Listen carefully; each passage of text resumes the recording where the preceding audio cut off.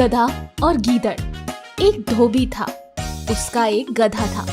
वो दिन भर कपड़ों के गड्ढे इधर से उधर ढोने का काम करता था। धोबी बहुत कंजूस और निर्दयी था। अपने गधे के लिए चारे का प्रबंध भी नहीं करता था, बस रात को चरने के लिए खुला छोड़ देता था। ठीक तरह से खाना पानी न मिलने के कारण गधा अब काफी कमजोर हो गया था। एक रात को उस गधे की मुलाकात एक गीदड़ से हुई। गीदड़ ने उससे कहा, कहिए महाशय, आप इतने कमजोर क्यों हैं? गधे ने बड़े ही दुखी मन से कहा, क्या बताऊं भैया, पूरा दिन मेरा मालिक मुझसे काम कराता है। कभी इधर भगाता है, कभी उधर भगाता है, और उसके बाद खाना भी ठीक से नहीं देता। बहुत मारता है, बहुत कंजूस भी है। अब मैं कमजोर नहीं होऊंगा तो क्या होऊंगा?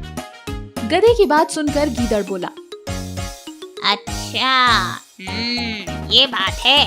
तो अब समझो कि आपकी भूखमरी के दिन गए। यहाँ पास में ही एक बड़ा सब्जियों का बाग है। वहाँ तरह तरह की सब्जियाँ लगी रहती है। प्याज, खीरे, गाजर, मूली, ककड़ी, तरोई और बैगन। आहा, बहार है बहार। और मैंने उस बाग में एक जगह तोड़कर बना ली है अंदर घुसने का गुप्त मार्ग। बस वहाँ से हर रात अंदर घुसकर छक्कर खाता हूँ और सेहत बना रहा हूँ। तुम भी मेरे साथ कल वहाँ चलना, भर पेट खाना खाओगे। गधा गीदड़ की बात सुनकर खुश हो गया। रात हुई तो प्लान के मुताबिक गधा और गीदड़ बाग में पहुंचे। बाग में घुसकर गधे ने महीनों के बाद पहली बार भर पेट खाना खाया। दोनों रात भर बाग में ही रहे और सुबह होने से पहले गीदड़ जंगल की ओर चला गया और गधा अपने धोबी के पास।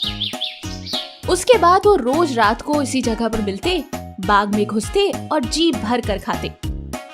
धीरे धीरे गधे का शरीर भी बनने लगा था। वो अब मोटा हट्टा कट्टा हो गया था। उसके बालों में चमक आने लगी थी और चाल भी मस्त हो गई थी। वो अपने भूखमरी के दिन भूल गया था। एक रात खूब खाने के बाद गधे की तबीयत अच्छी तरह हरी हो गई। वो झूमने लगा और अपना मुंह उठाकर कान फड़फड़ाने लगा। गीदड़ ने चिंतित होकर पूछा, अरे मित्र, ये क्या कर रहे हो? तुम्हारी तबीयत तो ठीक है?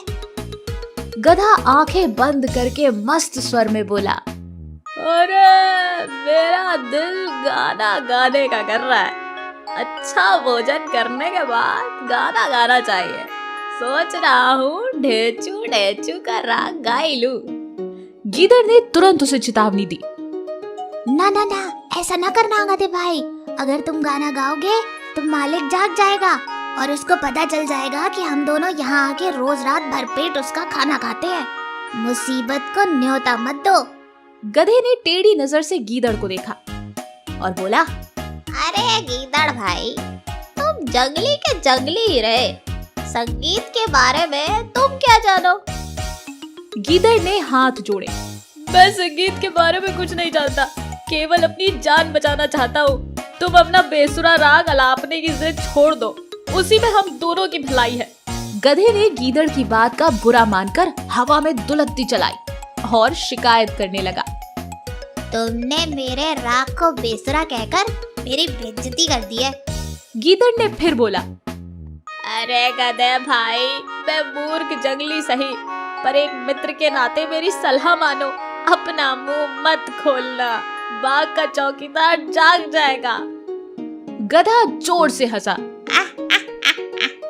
अरे मूर्ख गीदड़, मेरा राग सुनकर बाग के चौकीदार तो क्या, बाग का मालिक भी फूलों का हार लेकर आएगा मेरे गले में डालने। गीदड़ ने चतुराई से काम लिया और हाथ जोड़कर बोला, गधे भाई, मुझे अपनी गलती का एहसास हो गया। तुम महान गायक हो और मैं एक मूर्ख गीदड़ तुम्हारे गले में डालने के लिए फूलों का माला लाना चाहता हूँ।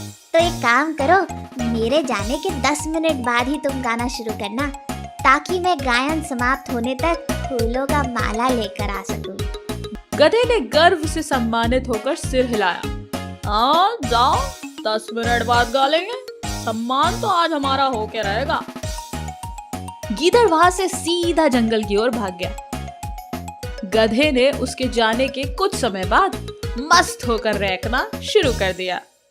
अरे मेरा जीवन सफल हो गया, ओ मैं खा पी के मस्त हो गया, मेरा जीवन सफल हो गया।